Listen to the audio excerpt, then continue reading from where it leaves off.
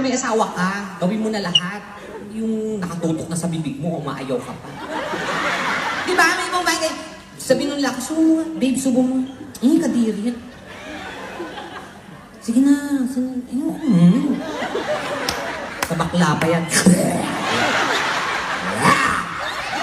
Like that.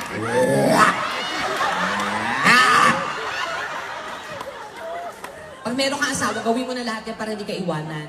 Kaya iniiwanan kayo kasi hindi nyo minsan nagagampanan yung gusto ng lalaki. Hinahanap sa iba. Diba? Ayan, diba tama po, sir? May asawa po ba kayo? Ito, oo. Diba? Dapat maging asawa mo naman, go all out ka na. Hindi yung pakemik-kemik. Art-arty. Kami nga ubos na yung bank account, wala pa din. Oo, di ba kasi mahal-mahal sa Pilipinas? Dito, Diyos ko dito, ang sarap talaga pag nasa ibang bansa kami nag-show.